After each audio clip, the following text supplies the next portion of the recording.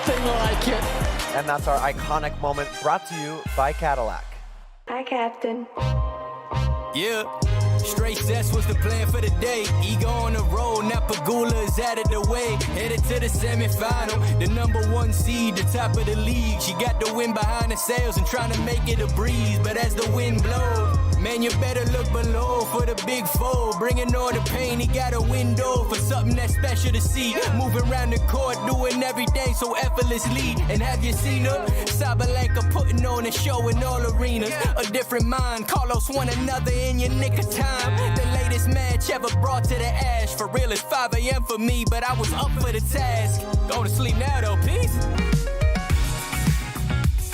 Good morning, you fine tennis fans, and welcome to day 11 here at the U.S. Open, just hours after the latest finish in U.S. Open history. This is the warm-up, Nick, Monica, and first up, we've got to talk about that huge win for Carlos Alcaraz last night. 5 sets, 5 hours, finishing just shy of 3 a.m. All I've got to say, Monica, is wow. I mean, that was pretty incredible. And I just want to mention a tweet from Jamie Hampton, ex-tennis player. Yeah. She said about Alcaraz, this kid is a walking highlight reel. He really is. I agree. He really is. He is a really, really good, and he's moving into his first ever semifinal. Let's talk about, Monica, tonight's matches. The women's semifinals. First up, Ons Jabeur and Caroline Garcia.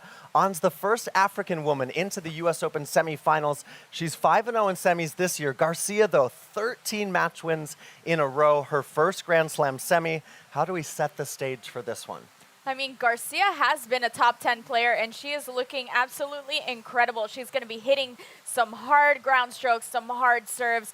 Ons Jabeur is going to have to really look to keep the ball out of her strike zone. I'm talking really low, because when you get those low balls, you're not going to be able to hit as hard, which is what Garcia is going to be looking to do. We can talk all the X's and O's, but when you look at Garcia, 13 matches in a row, that big win over Coco Gauff to get into the semifinals, how much is the confidence going to play a factor for her? I think it really plays a big factor in how she is playing at the moment. Sometimes, you know, in the laws of physics, what goes up will eventually come down. Right. But can she pull off 2 more matches to win her first Grand Slam title? Yeah, she could. She might. Who could she play in the final? If she makes it, Iga Swiatek, the world #1, taking on Aryna Sabalenka. We're looking forward to this one. Actually, they've met 4 times, 3-1 to Swiatek. She's only dropped 12 games in their last 3 meetings. 55 wins this year for Swiatek, who seems to be building better with this tournament as it goes on. But that Sabalenka serve, that's what you're keeping your eye on.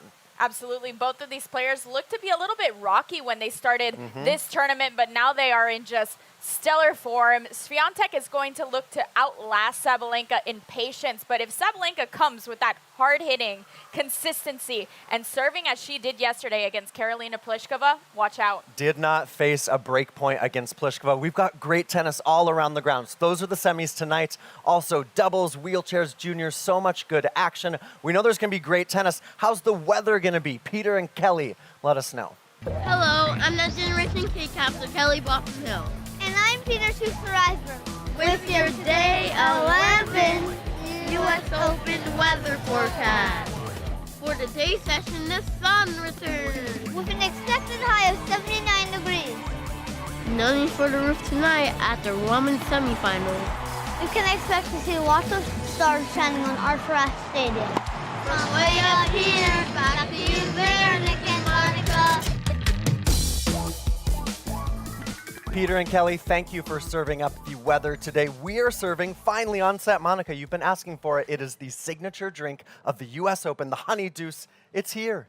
But before anybody gets carried away, I have to slow your roll just a little bit. These are virgin. It is still morning. What? I'm crazy, but not that crazy. Well, I'm disappointed, but cheers anyway. And I do have to say, I love a good Honey Deuce. Absolutely. Cheers to us, and cheers to you, Allie. I'm dying to taste it. Cheers. There's no doubt about it, our fans are obsessed with the Honey Deuce. But can they guess what's inside the US Open's signature cocktail? Let's find out. Little sip. You have been working on figuring out the ingredients of this drink all day long. Let those flavors blend. Now, what do you think is in the drink? Grey Goose. Grey Goose is in it for sure. So it's Grey Goose, obviously. There's definitely got to be Grey Goose. Chambord for the raspberry. A little Chambord. Maybe some seltzer? There's got to be some seltzer. There's some type of lemonade in this. Lemonade? It tastes like a lot of lemonade. Kendall. Melon. Oh, the melon balls. They are delicious.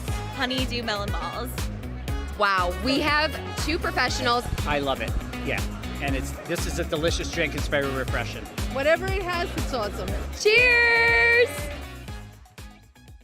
I'm obsessed with a honey juice, although we don't have the cocktail cups because they've actually sold out due to record-breaking attendance at the US Open. Yeah, we're definitely going to have to hunt them down because they're a really nice souvenir. So if you come to the US Open, be sure to stand in those long lines to get your honeydews. Indeed, we're going to have more honeydews cups this weekend. We're also going to have a couple players hoisting some silverware. For Monica, I'm Nick. This is the warm-up. Let's play some semifinals at the US Open.